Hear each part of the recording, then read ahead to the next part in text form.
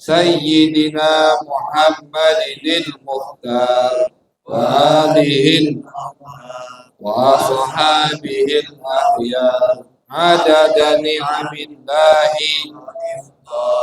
اللهم إني أسألك بنور وجه الله العظيم الذي ملأ أركان عرش الله العظيم وقامت به عوالم الله العظيم أن تصلي على سيدنا محمد ذي القدر العظيم وعلى آل نبي الله العظيم في كل بقدرات الله العظيم في كل لمحة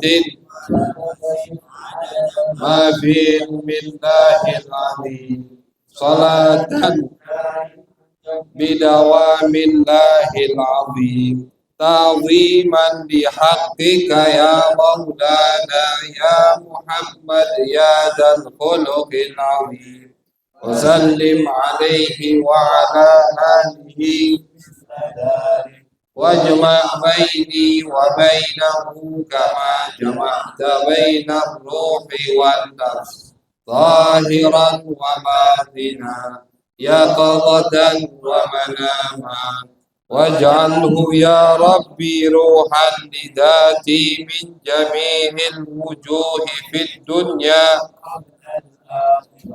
يا عظيم. اللهم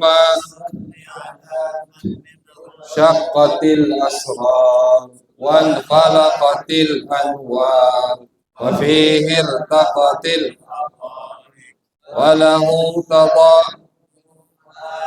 فعجز الخلائق وله تضاءلت الفروق فلم يدركه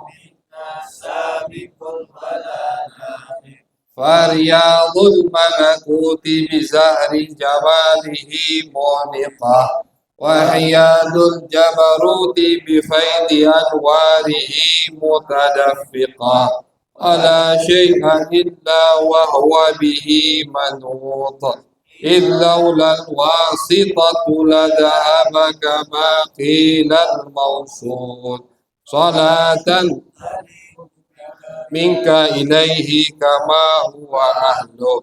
اللهم إنه سرك الجامع الدال عليه وحجابك الأعظم القائم لك بين يديه.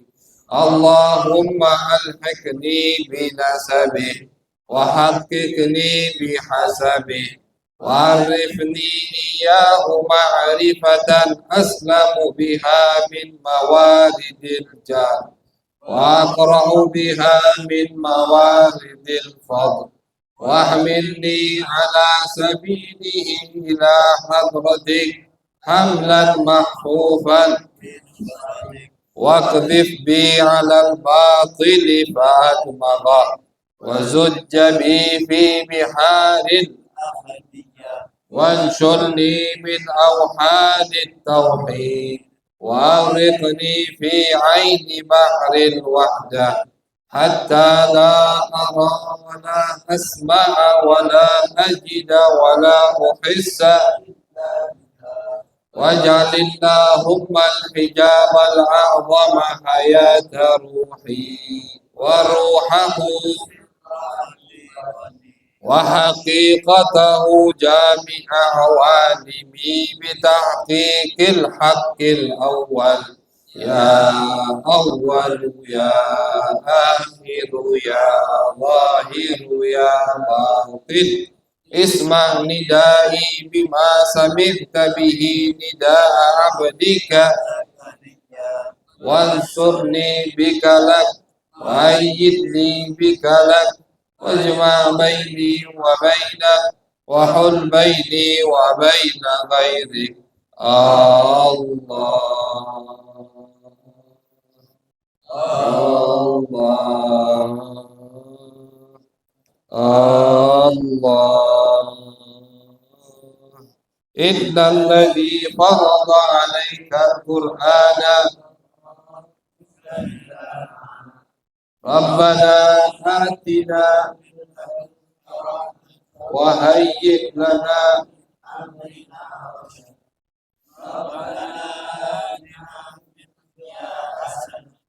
وفي الآخرة حسنة وقنا عذاب النار إن الله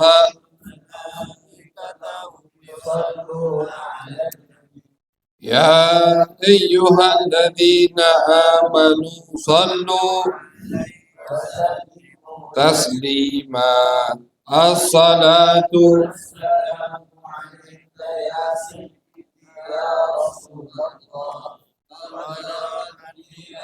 أدركني سريعا الصلاة والسلام عليك يا سيدي يا رسول الله قد ضاقت حيلتي أدركني سريعا الصلاة والسلام عليك قد ضاقت حيلتي أدركني وصلى الله على سيدنا محمد وعلى آله وصحبه وبارك وسلم والحمد لله رب العالمين.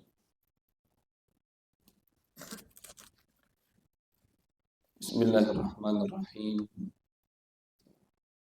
الحمد لله رب العالمين وبه نستعين على أمور الدنيا والدين وصلى الله على سيدنا محمد خاتم النبيين وعلى آله وصحبه أجمعين بسند المتصل إلى الإمام البخاري والإمام الزبيدي رحمهم الله تعالى ونفعنا به بعلومه وبعلوم مشايخنا وبعلوم سائر الصالحين في الدارين آمين إلى أن قال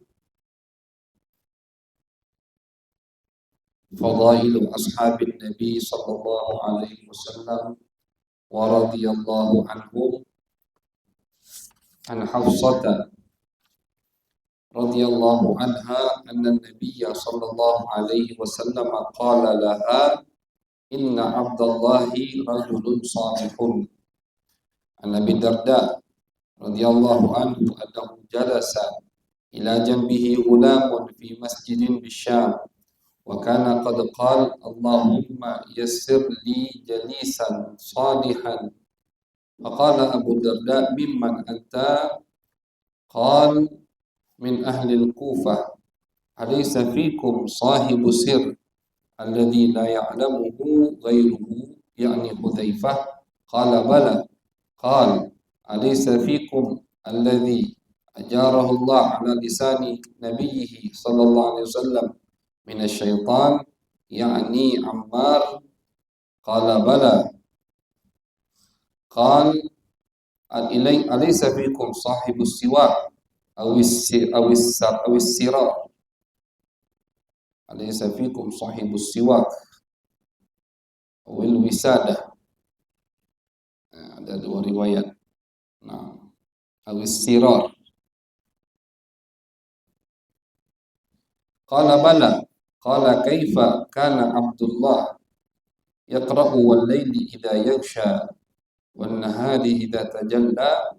Qala adz-dzakara wal-unsa wa ma khalaqa adz-dzakara wal-untha. Qala ma zala bihaula hatta kadu yastanziluni an syai'in sami'tuhu min Rasulillah sallallahu alaihi wasallam. An Anas bin Malik radhiyallahu anhu anna Rasulullah sallallahu alaihi wasallam qala likulli ummatin amin wa inna aminana ayyatuhal ummah Abu Ubaidah ibn Jarrah. An al-Bara' bin Azib radhiyallahu anhu qala ra'aitu an-nabiyya sallallahu alaihi wasallam والحسن ابن علي على عاتقه يقول اللهم إني أحبه فأحبه. عن أنس رضي الله عنه قال لم يكن أحد أشبه برسول الله بالنبي صلى الله عليه وسلم لم يكن أحد أشبه بالنبي صلى الله عليه وسلم من الحسن ابن علي رضي الله عنهما. عن ابن عمر رضي الله عنهما وسأله رجل عن المحرم يقتل الذباب قال أهل العراق يسألون عن الذباب وقد قتلوا ibnati Rasulullah sallallahu alaihi wasallam wa qad qala an-nabiy sallallahu alaihi wasallam huma raihanatayya raihanataya min ad-dunya. Nah, fadhal.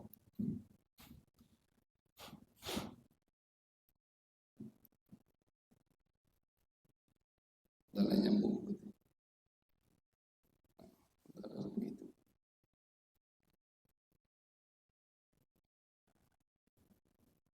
An Ibni Abbas. Bismillahirrahmanirrahim. Wa bihi ilaihi an Ibni Abbas radhiyallahu anhu qala sammani Rasulullah sallallahu alaihi wasallam ila sadrihi wa qala Allahumma allimhul hikmah wa fi riwayatin Allahumma allimhul kitab.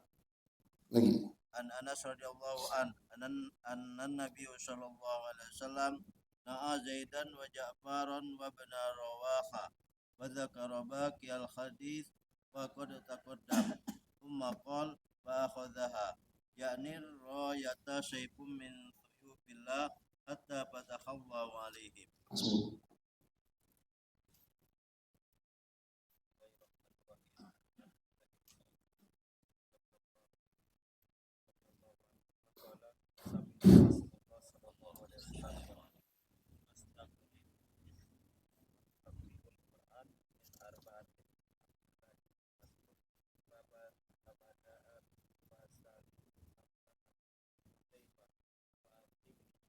Wa Ubay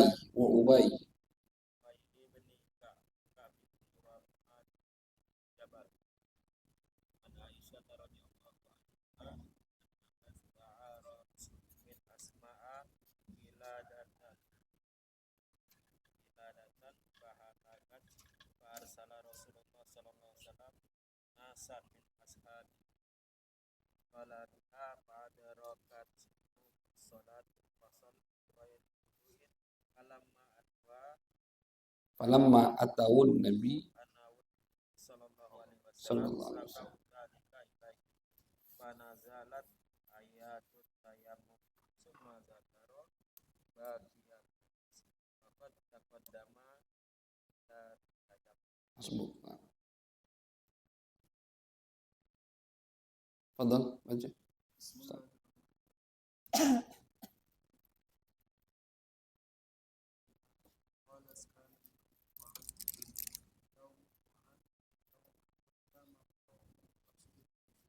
Sallallahu alaihi wasallam.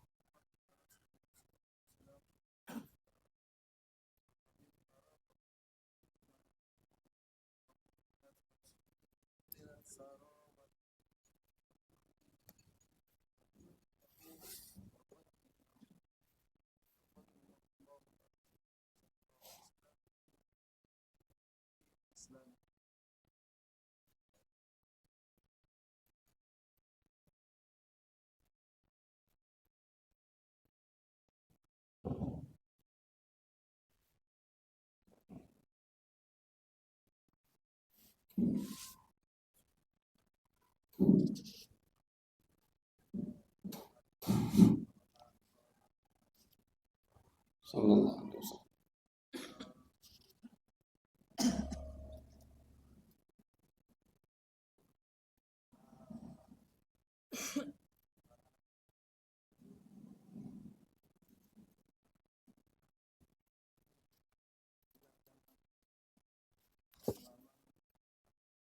Faman ahabbahum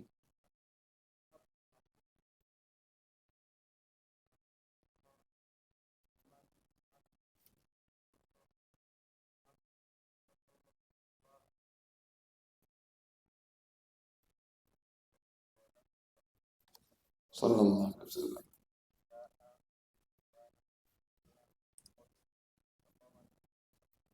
Sallallahu alaihi wasallam.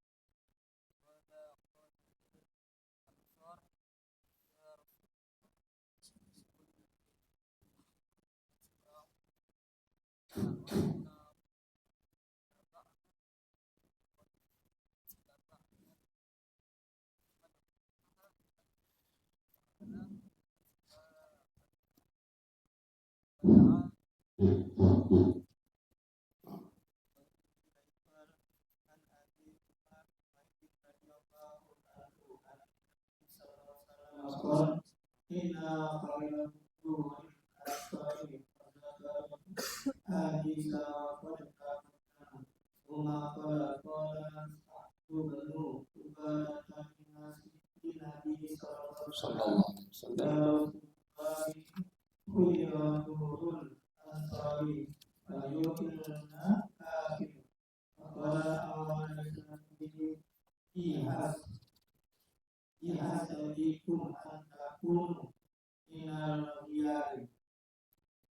Allah.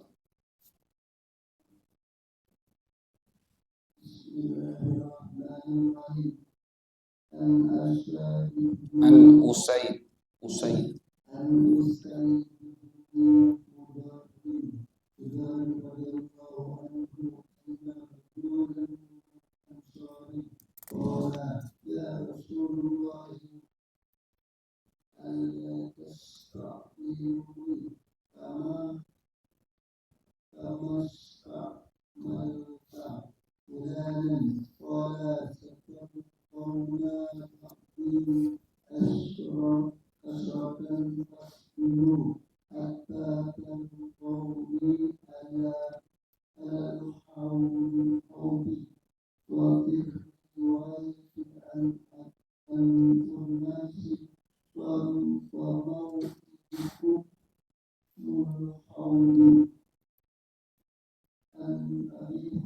Hasbuk. Hasbuk.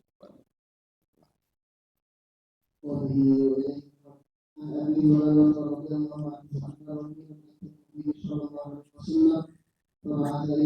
alaihi wasallam. Sallallahu alaihi wasallam.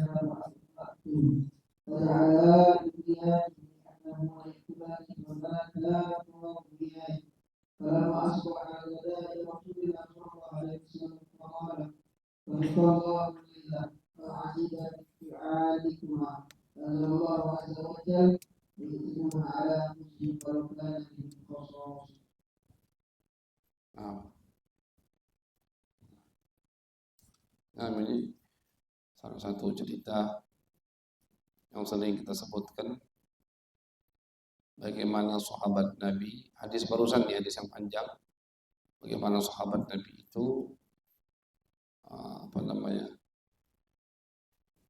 saling berkorban untuk sesama mereka selagi itu di hal-hal yang berkaitan dengan dunia.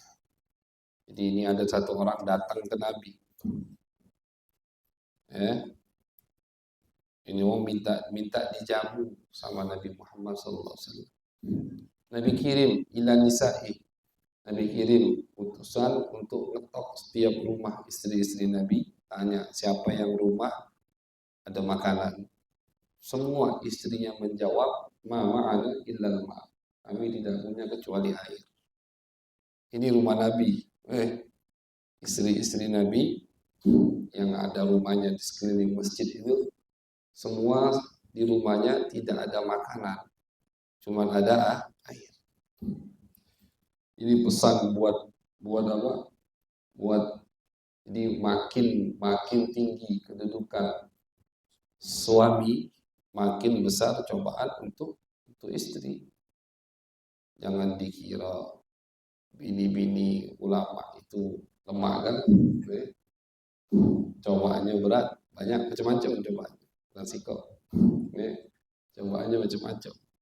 Nah, jadi berat, makin besar dia punya suami yang kedudukannya tinggi, makin berat cobaannya dari Allah. Salah satunya istri Nabi ini. cobaannya berat. Tak boleh protes. Kalau protes yang marah Allah. Macam-macam turun ayat, macam-macam turun ayat.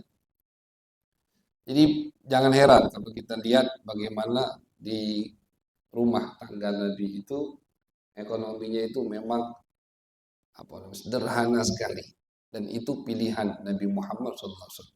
Nabi tidak memaksa, bahkan ketika mereka istri-istri Nabi kompak serentak minta tambahan nafkah, turun ayatul khiyar, ayat Allah kasih mereka pilihan.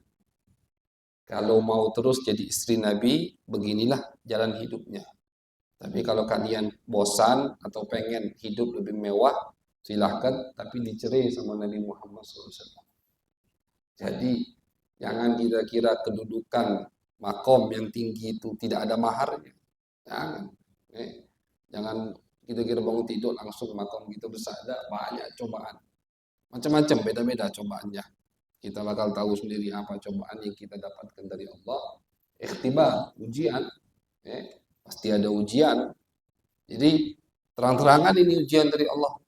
Mau lanjut jadi istri Nabi, kedudukannya tinggi, di surga apalagi, itu yang terpenting. Tapi hidupnya begini. Kalau kalian mau hidup enak, silahkan. Dijanjikan sama Allah, aku akan berikan kehidupan yang nikmat, tapi dicerai sama Nabi Muhammad SAW. Itu ayat ada di surat Al-Ahzab. Jadi cobaannya besar. Jadi semua istri Nabi ini tidak ada makanan, tidak ada apa-apa di rumahnya kecuali air. Illal ma. Akhirnya kata Nabi katakan kepada sahabat, man yadum atau yudhif hada. Siapa kata Nabi yang mau jamu nih orang? Amal baik.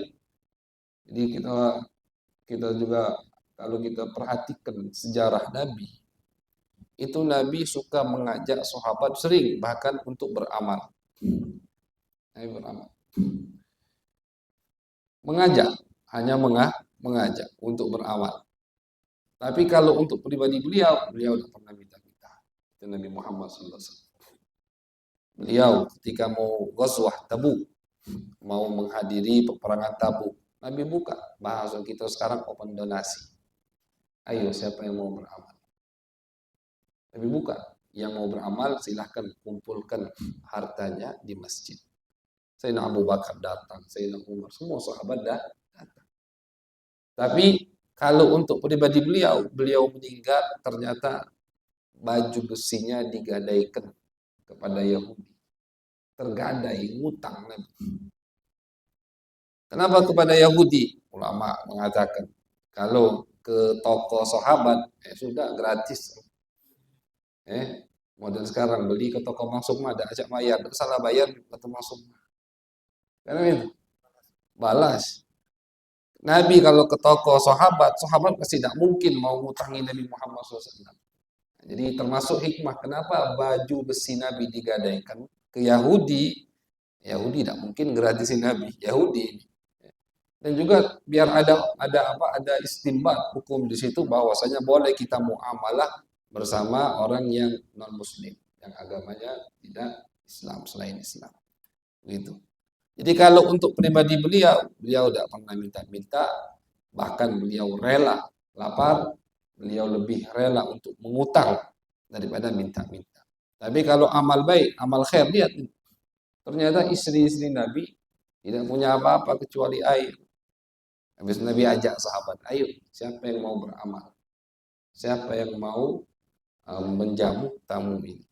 Nah inilah yang kita lihat, kita dapati daripada guru-guru kita, orang tua kita, ketika ngajak orang lain amal baik, ngajak open donasi untuk bangunan, pondok pesantren.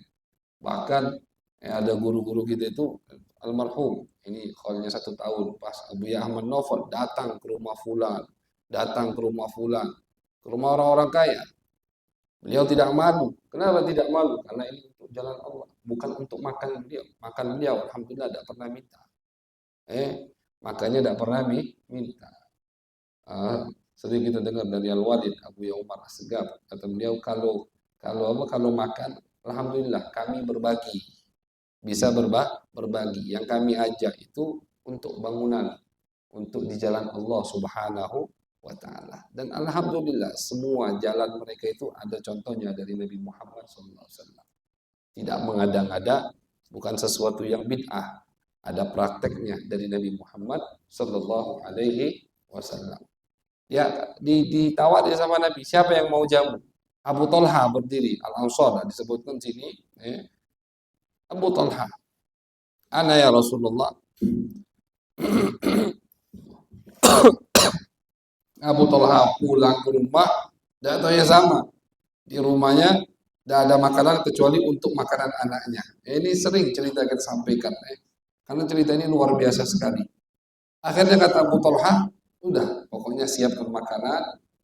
Nanti pas waktu makan, anak kita tiduri, tidak usah kasih makan, kasih minum aja itu, biar kenyang.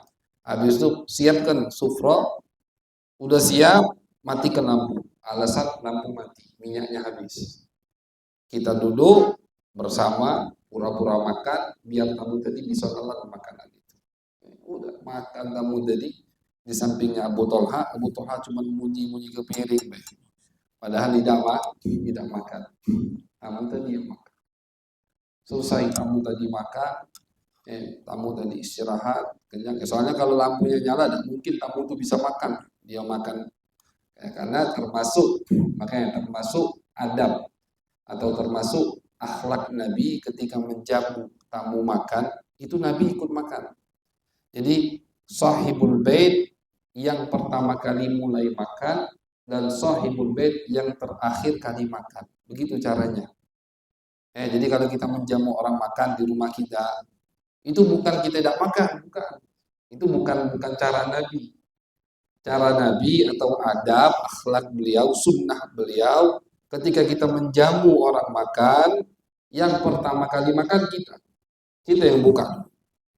Walaupun misalkan kita nyentong kita ikut makan. Dan yang terakhir kali cuci tangan kita.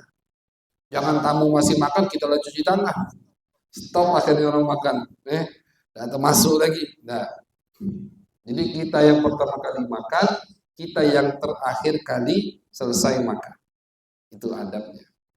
Jadi tidak mungkin tamu bisa makan kalau Abu Talha tidak makan. Pintar Abu Talha. Ketika waktu makan, matikan lampu kita dengan alasan minyaknya habis menunggu. Udah, jadi tamunya makan, habis itu tamunya tidur. Paginya besok, udah tamunya pulang. Abu Talha ke masjid. Ketika Abu Talha sampai kepada Nabi langsung tersenyum. Apa kata Nabi Muhammad? Dhahikallah al-lailah wa ajiba min fi'alikuma. Allah semalam senang. Ya, artinya Allah bangga. Tapi bukan senang bangga seperti kita, bukan. Artinya kalian dapat ganjaran yang besar dari Allah Subhanahu wa Ta'ala atas perbuatan kalian semalam. Nabi belum tahu, Abu Talha belum cerita kepada Nabi. Tapi Nabi dapat cerita langsung dari Allah Subhanahu wa Ta'ala. Turunlah ayat wa yu'thiruna ala anfusihim walau kana bihim khasasah. Termasuk sifat sahabat-sahabat Nabi, mereka lebih mendahulukan saudara mereka daripada diri mereka sendiri, walau kana bihim khasasah, padahal mereka itu juga butuh. Mereka butuh makan, tapi mereka dahulukan saudara mereka. Al-ithar, ithar itu mendahulukan orang lain dalam hal yang berkaitan dengan dunia. Itu yang mahmud, itu yang bagus, baik. Jadi misalkan ada 11 kopi, kawan kita belum ngopi, kita kasih, kau yang minum. Itu bagus. Tapi ithar fil akhirah, hal-hal yang berkaitan dengan akhirat, kita dahulukan orang lain, itu makruh. Sholat barisan depan, ada kosong depan kita, fadol, itu makruh. Tadi fadol dalam sholat. Kalau makan, fadol yang lain. Kalau masalah ibadah, jangan fadol yang lain. Kita yang harus fastabiqul khairat, kata Allah. Fastabiqul khairat. Kalau masalah akhirat, harus berlomba-lomba. Jadi mendahulukan, lebih mendepankan, lebih mendahulukan orang lain di masalah dunia, itu bagus, mamduh. Tapi kalau di masalah yang berkaitan dengan akhirat, ibadah makruh, tidak dianjurkan. Nah, ini salah satunya contoh dan dipuji oleh Allah Subhanahu wa taala. Nah, betul.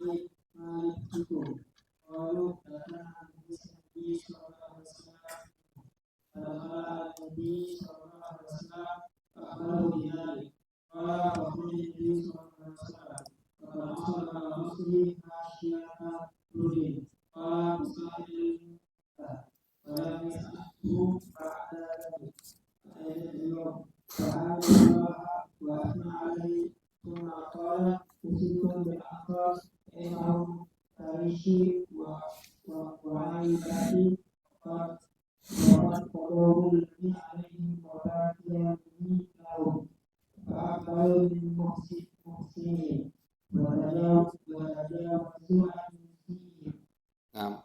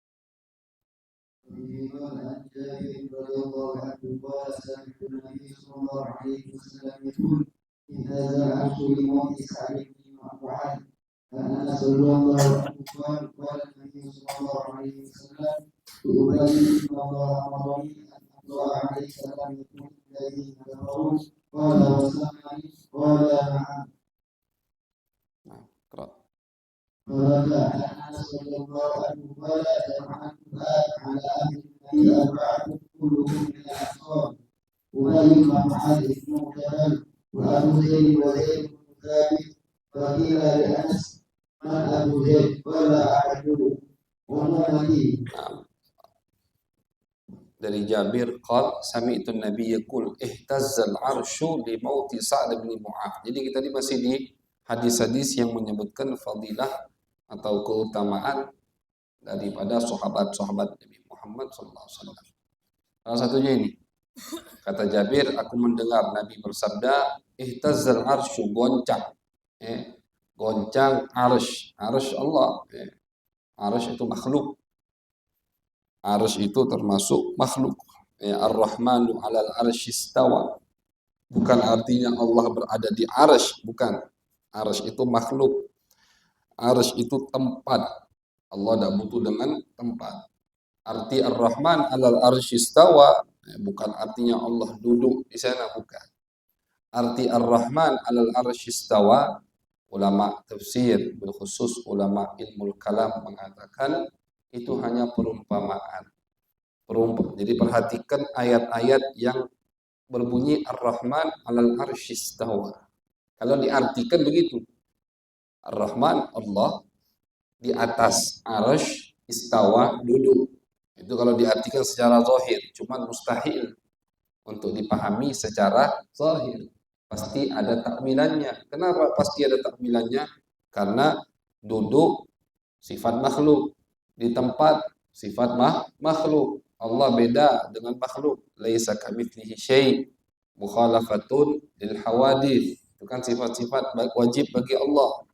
Namanya duduk sama dengan kita, berarti mustahil Allah duduk. Itu ya. Arsy tempat, yang duduk di tempat makhluk. Al-Khaliq dan butuh Sekarang logikanya, kalau Allah duduk di tempat, berarti sebelum tempat itu diciptakan, Allah duduk di mana?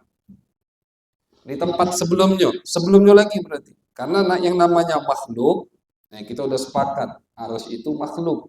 Berarti yang namanya makhluk pasti ada mulanya. Pasti ada mulanya. Dia tidak mungkin kidam. Tidak mungkin kidam. Kidam itu tidak ada awal untuk mulanya. Kalau orang tadi mengatakan arsy kidam, udah murtad di situ, udah usah debat lagi, udah beda. Kalau ada yang mengatakan ada satu yang tidak ada awalnya, tidak ada mulanya, seperti falasifah. Kenapa filsafat itu? Kebanyakan filsafat itu kafir karena mereka mengatakan alam semesta ini tidak ada awalnya. Itu termasuk aja ada 3 hal yang mengkafirkan para filsafat itu. Kecuali beberapa orang tentunya.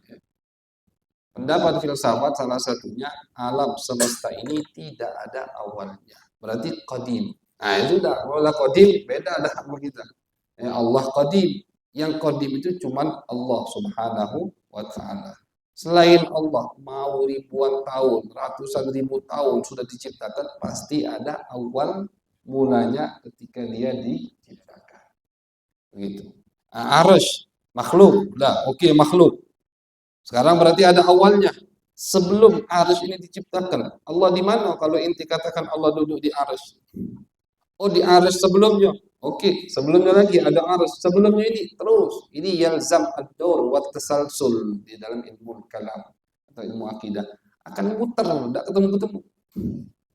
Nah, berarti Allah itu tidak butuh dengan tempat. Allah tidak duduk di atas arsy. Terus bagaimana takwilan ayat tersebut? Kata ulama, perhatikan coba ayat-ayat sebelumnya. Di setiap ayat yang berbunyi Ar-Rahman 'alal arsy istawa, itu pasti Allah menyebutkan Allah menciptakan langit dan bumi. Allah menciptakan langit dan bumi. Nah, jadi kata ulama ini menunjukkan dul ala makna al-kamal wat tamam. Sebagaimana orang raja misalkan kalau habis menciptakan, bukan menciptakan, membangun sesuatu, dia akan duduk. Setelah itu, begitu juga perumpamaan. Allah selesai. Artinya muka bumi ini dan langit, alam semesta ini diciptakan sama Allah untuk menunjukkan makna sempurna dan selesai ciptaan tersebut. Allah sebutkan Ar-Rahman 'alal arsy istawa. Udah selesai ciptaannya. Ya. Dalam ayat lain kan disebutkan Allah menciptakan bumi 4 hari, langit 2 hari, 6 hari kan. Langit dan bumi ini Allah ciptakan 6 hari. Itu bukan Allah butuh waktu, tapi Allah ingin menunjukkan makna at-ta'anni. Makna kita ini harus ikuti prosedur, harus pelan-pelan, tidak ada gasak-gusuk istilahnya. Allah saja yang mampu biar ditiru sama kita. Allah ciptakan langit dan bumi selama 6 hari. 6 hari. Dari hari Minggu, Senin, Selasa, Rabu, Kamis, Jumat. Sabtu, kata orang Yahudi, Sabtu Allah capek. Na'udzubillah, istirahat.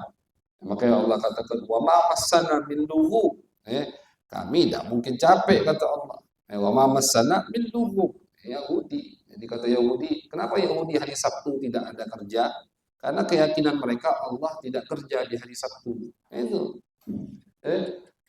Yahudi kan di hari kerja tidak boleh. Dan Yahudi libur. Alam sekarang. Itu Yahudi itu Bani Israel libur. Alasan mereka itu. Allah juga libur. Capek di hari Sabtu. Na'udzubillah. Makanya tajsim itu pertama kali dari Yahudi. Ada akidah yang menggambarkan Allah seperti makhluk berbentuk.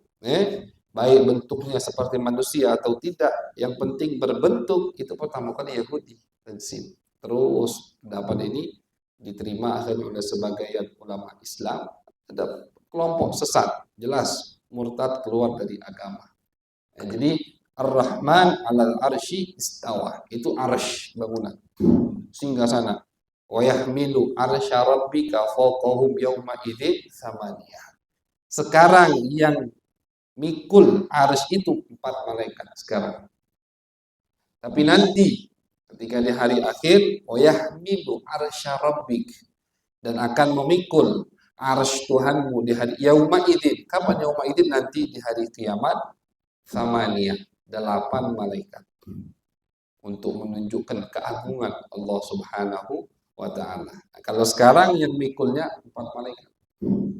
Nanti di hari kiamat 8 malaikat yang memikul arsy tersebut. Sehingga sana besar sekali, diriwayatkan dunia ini kalau dibandingkan sama arsy sebutir pasir. Besar sekali. Bayangkan 4 malaikat di bawah. Yang mikul 4 malaikat. Nanti hari kiamat 8 malaikat. Nah, makhluk sebesar ini itu bisa goncang dengan wafatnya sahabat Nabi yang bernama Sa'ad bin Mu'adz. Ketika Sa'ad bin Mu'adz meninggal dunia setelah peperangan Khandaq, jadi setelah peperangan Khandaq, Sa'ad itu kena panah. Ini akhal, kena panah di bagian tangan beliau. Lukanya tidak parah, sebetulnya tidak mematikan, cuman beliau berdoa, ya Allah, jangan matikan aku kalau masih ada peperangan antara Nabi Muhammad dan musyrikin Mekah. Jangan matikan aku ya Allah. Karena beliau ingin menepati janji kepada Nabi bahwasanya beliau akan Sa'ad bin Mu'adz ini seperti Abu Bakar As-Siddiq fil Muhajirin. Kalau di Muhajirin di Mekah ada sahabat yang paling afdal Abu Bakar As-Siddiq, kalau di Ansar Madinah ada Sa'ad bin Mu'adz. Pemimpin. Ketika beliau masuk Islam, itu semua Madinah langsung masuk Islam. Dengan masuk Islamnya Sa'ad, semua rumah langsung masuk Islam. Jadi bagaimana Madinah itu penuh dengan Islam sebelum Nabi hijrah? Karena ketika bai'at Aqabah yang pertama, Nabi kirim Mus'ab bin Umair untuk dakwah di Madinah. Mus'ab ini ketika masuk ke Madinah, ada satu sahabat yang bernama Usaid kalau tidak salah, atau Zurarah, mengatakan kepada Mus'ab, wahai Mus'ab, udah muslim, kalau kau bisa ngajak ini wong masuk Islam, sudah selesai, Islam akan masuk ke seluruh Madinah. Siapa itu? Sa'ad bin Mu'adz. Dirayu, diajak ngobrol, dikenalkan dengan Islam, langsung masuk Islam, Sa'ad bin Mu'adz. Nah, jadi beliau berdoa ketika kena panah, ya Allah, kalau misalkan masih ada peperangan antara Nabi Muhammad dan orang Mekah, fa'abkini, jangan cabut dulu nyawa. Tapi kalau tidak ada lagi ya Allah, farzuqni syahadah, maka berilah aku rezeki untuk masuk syahadat. Beliau masuk Islam umurnya 30 tahun, beliau meninggal umurnya 36 tahun. 6 tahun cuman beliau dalam agama Islam, tapi dengan meninggalnya beliau singgasana di atas sana goyang. Akhirnya setelah beliau doa itu, Nabi mengatakan, Nabi di tempat lain setelah peperangan Khandaq, Mekah balik galau kabur dari Madinah, kata Nabi, lan yaghzuna ba'dal yaum. Lan yaghzuna ba'dal yaum. Mereka tidak akan memerangi kita lagi habis ini. Kata Nabi Muhammad sallallahu alaihi wasallam. Langsung lukanya tadi memarah, tambah parah, darahnya tambah banyak, meninggallah beliau. Namun sebelum beliau meninggal, beliau punya peran yang besar ketika Nabi ingin menghukum kabilah Yahudi terakhir, Bani Quraidah. Bani Quraidah ini kabilah terakhir tersisa yang ada di Madinah. Ingkar janji. Nabi lagi diserang sama orang musyrik Mekah, dia dari belakang kong kali kong dengan orang musyrik Mekah ingin nyerang Nabi. Dia bantu orang musyrik nyerang dari belakang. Akhirnya dikepung sama Nabi. Setelah musyrikin Mekah kabur, Quraidah dikepung sama Nabi selama 20 hari kurang lebih. Mereka tidak mau keluar. Pokoknya penakut, tidak galak betul merangi Nabi, tidak galak juga masuk Islam. Tekak, cengkal, Ahmad itu Yahudi, tapi tidak berani juga pengecut jabat. Akhirnya kata mereka, wahai Muhammad, kami mau suluh damai, tapi jadi hakimnya bukan kau. Siapa kata Nabi? Sa'ad bin Mu'adz. Dikira mereka saat ini bakal lembut karena saat ini CS mereka. Saat dulu sebelum Islam CS dengan mereka. Ya kan, oke kata Nabi. Panggil Sa'ad. Sa'ad itu lagi sakit tadi, buka itu. Dibopong Sa'ad bin Mu'adz. Nah, itulah hadis ketika Sa'ad datang kata Nabi, "Qumu li sayyidikum." Berdiri kata Nabi. Al-Ansar, Nabi suruh tegak untuk apa? Untuk menghormati pemimpin mereka. Nah, jadi kalau ada orang soleh, ada guru kita, ada orang lebih tua datang kita Enggak, itu termasuk sunnah Nabi Muhammad Sallallahu Alaihi Wasallam. Kemudian saat datang, ini detik-detik sebelum saat meninggal, biar kita tahu kenapa singgasana itu bisa goyang karena kematian saat. Akhirnya kata saat, udah Yahudi turun. Kata saat, kalian sepakat apa yang aku putusi, hukumanku itulah yang kalian lakukan. Ya, kata Yahudi. Yang di grup sini juga sepakat saat sambil menundukkan matanya karena di pihak sini ada Nabi Muhammad SAW. Naam, kata Nabi, iya, kami juga sepakat. Apapun yang kau putuskan akan kami ikuti, kata Nabi Muhammad SAW. Karena ini kan hakim, saatnya jadi hakim. Kata saat, aku menghukumi setiap yang sudah dewasa, sudah balik, dipenggal kepalanya, anak kecil perempuan ditawan, dihiraukan hukumannya. Kata orang Yahudi, mungkin saat paling ngusir kita, selesai gitu. Nah, kata ini khianatnya terlaluan. Nabi lagi diserang dari depan, dia khianat di belakang. Bukan paling tidak, kalau tidak mau bantu Nabi, jangan bantu musuh. Ini udah tidak mau bantu Nabi, bantu musuh. Atau saat yang balik dewasa dipenggal kepalanya. Oke, pernah kita riwayatkan, pernah kita ceritakan 600 orang dipenggal kepalanya. Di kejadian itu digali parit sama Nabi. Ini termasuk hazamnya Nabi, termasuk kerasnya Nabi Muhammad SAW. Digali parit sama Nabi, dimajukan semua, itu 600 dipenggal. Dan Nabi syahid, Nabi melihat, diingat sama Nabi. Karena emang kebangetan, tidak mau masuk Islam, ingkar janji, tidak mau nyerah. Nah, jadi yang perempuan dan anak kecil ditawan. Apa kata Nabi? Laqad hakamta bi hukmillah ya Sa'ad. Wahai Sa'ad, kau telah memberi hukum dengan hukuman Allah. Diridhoi sama Nabi, setelah itu Sa'ad meninggal. Jadi sebelum meninggal, beliau masih punya peran yang besar.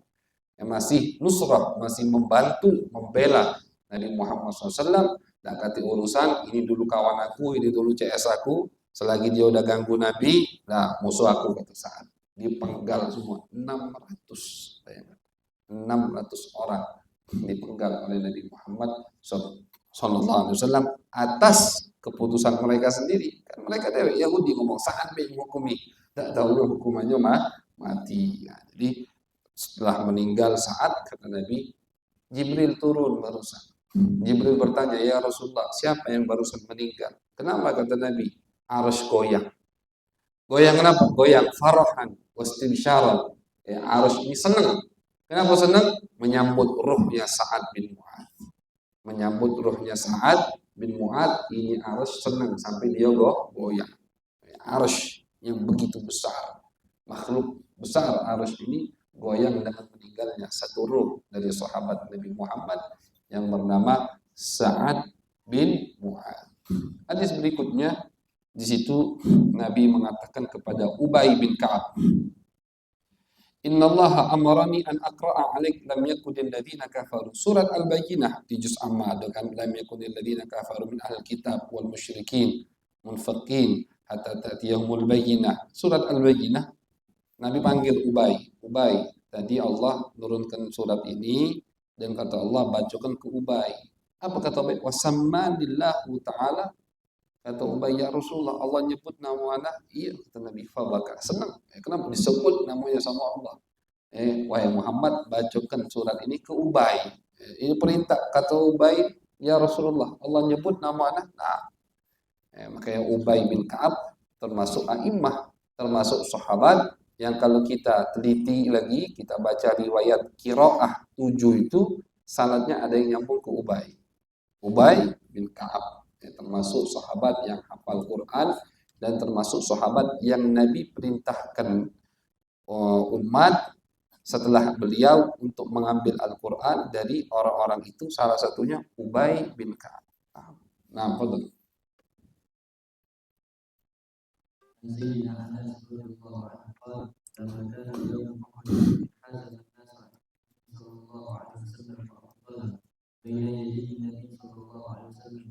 مجوب عليه بحاجة فإنه كان عبد الحسن رجلا راميا شديد الجد يصير يومئذ قيسين أو ثلاثا وكان الرجل يمر ومعه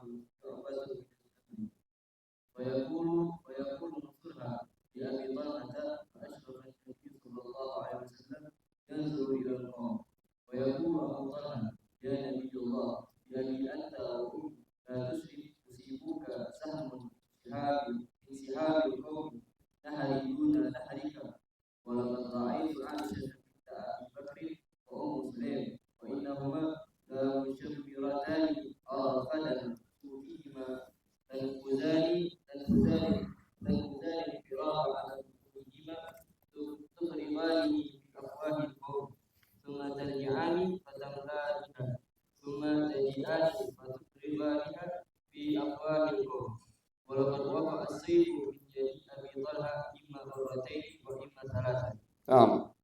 Ini termasuk kejadian peperangan Uhud. Kita minggu kemarin, malam minggu, habis bahas di Tojolo itu, di kajian syarah Burdah, peperangan Uhud, Jaturi. Kalau yang ini, yang apa? Yang lagi kosong, ingin mendengar sejarah peperangan Uhud, insya Allah itu komplit lah. Ya, walaupun kita tidak jamin itu 100% komplit, insya Allah 90%, karena lumayan panjang, 1 jam 15 menit kemarin kajian kita di Tojolo itu, pembahasan tentang peperangan Uhud.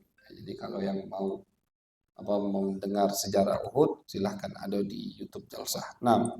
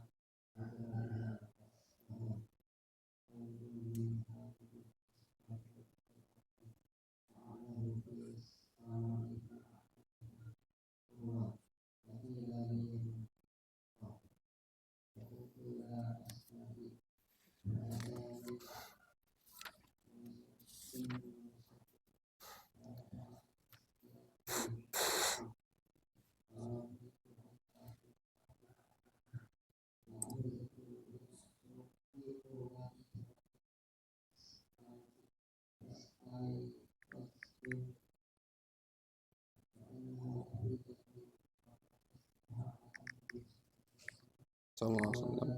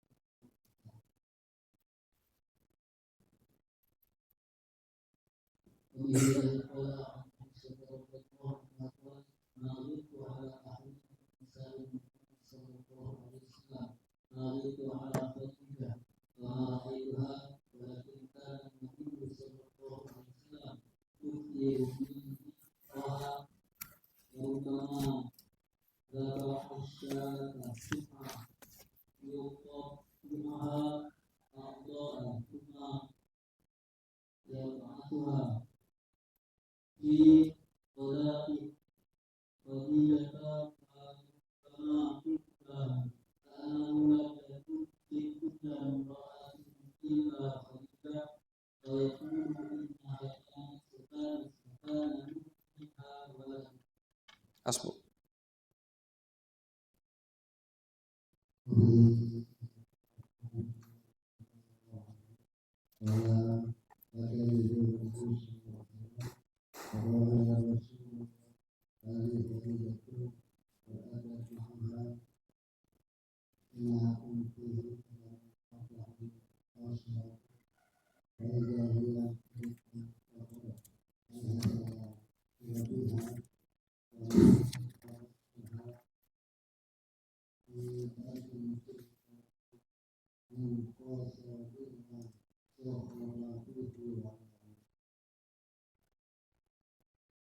Kelas?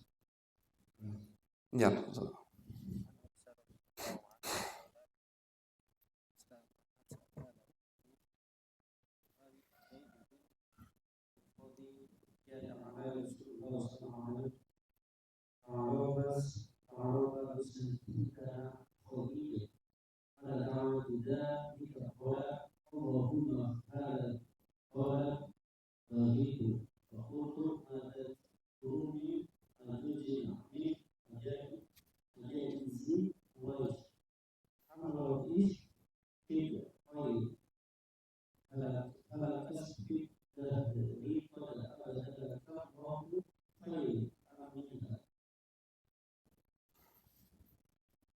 خلاص.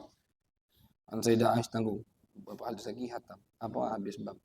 An Sayyidah Aisyah radhiyallahu anha qalat جاءت هند بنت عتبة فقالت يا رسول الله ما كان على ظهر الأرض من أهل خباء أحب إلي أن يذلوا من أهل خباء ثم ما أصبح اليوم على ظهر الأرض من أهل خباء أحب إلي أن يعزوا من أهل خباء قال وأيضا والذي نفسي بيده وباقي الحديث قد تقدم.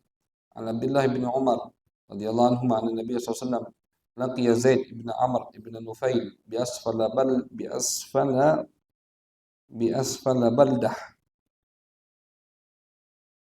Nama wadi baldah, nama lembah. Qabla an yunzala 'ala Nabi sallallahu alaihi wasallam al-wahyu faqaddamat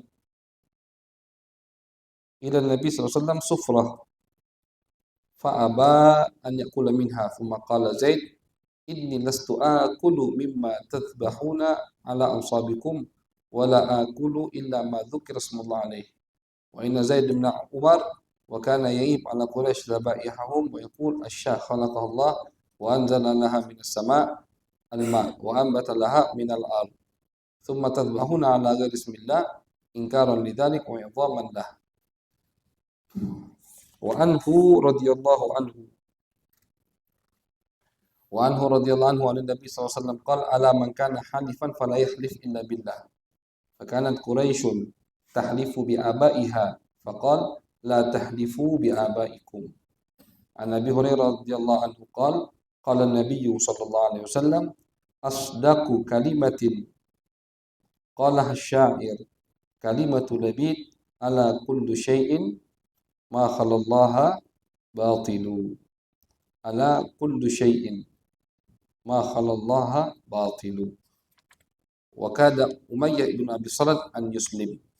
Jadi kata Nabi asdaqu kalimah paling betulnya ucapan, paling jujurnya perkataan syair yang dikatakan oleh penyair adalah yang dikatakan oleh penyair Labid. Labid ini Labid bin Rabi'ah bin Amir. Beliau ini termasuk penyair terkenal, mukhadram. Beliau diriwayatkan umurnya itu panjang, jadi mengalami zaman jahiliyah dan mengalami zaman Islam. Wafada ala Rasulillah. Beliau datang ke Nabi di tahun dari Hawazin. Jadi beliau masuk Islamnya terakhir. Tapi masuk Islam dan beliau syairnya dipuji sama Nabi Muhammad sallallahu alaihi wasallam. Apa syairnya ini? Ala kullu syai'in ma khalallah batil. Ketahuilah bahwasanya selain Allah itu semuanya batil. Selain Allah semuanya batil. Al-adam. Subhanallah. Ini syair persis seperti yang dikatakan oleh Rabi'ah al-Adawiyah. Wa kullu ma faqat turabi turab. Apa awalnya itu? Syair beliau itu aku tidak peduli. Bentar, kita jengok. Bagus syairnya.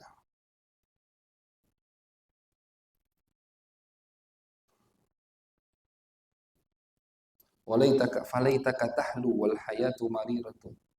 Walaitaka tarda wal anamu ghidab.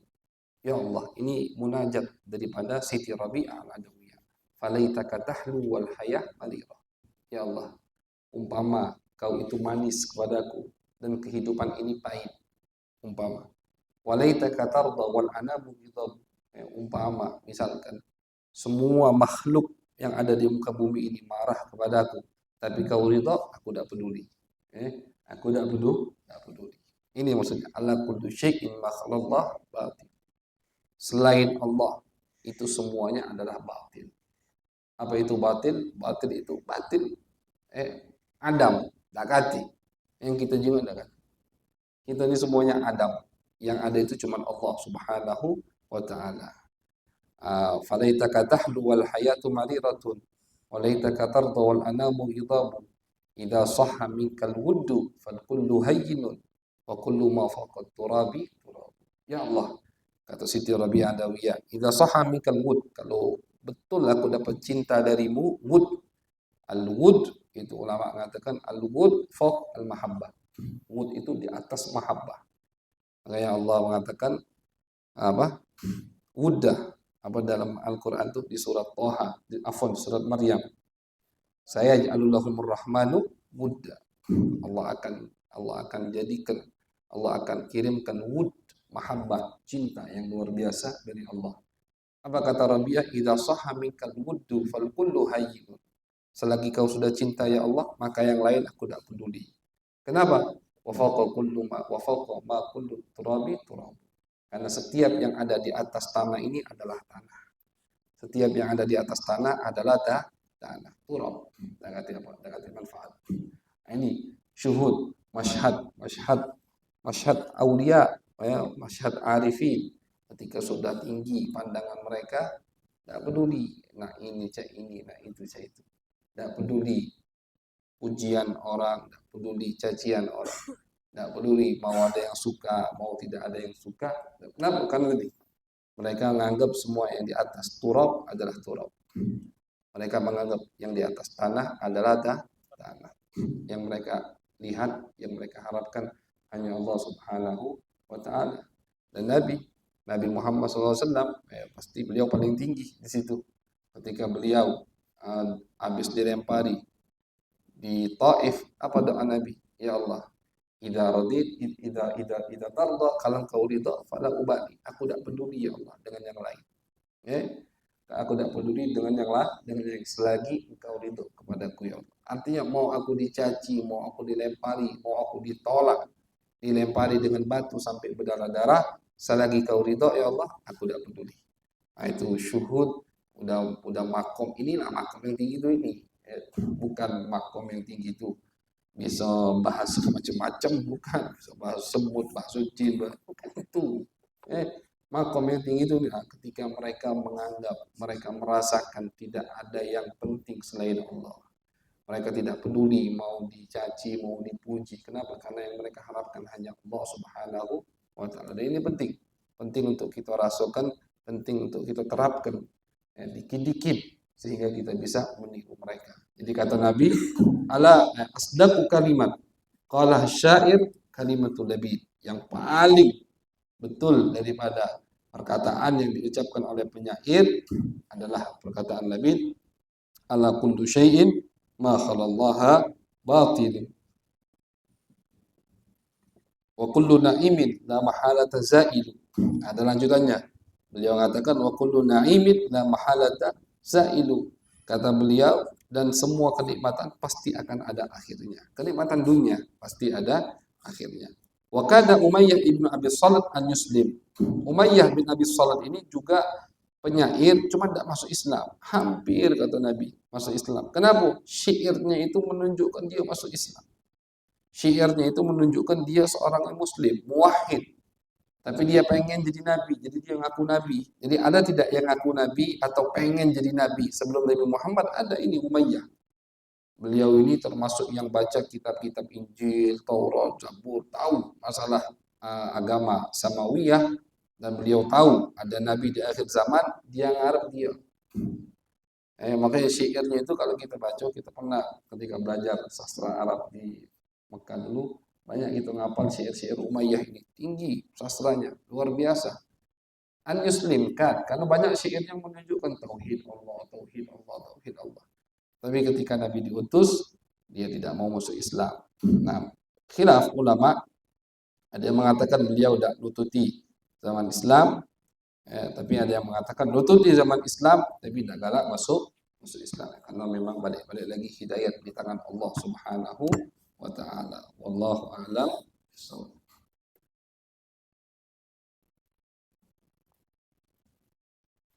Nah, insyaallah kita baca minggu depan. Wallahu a'lam bishawab. Bismillah.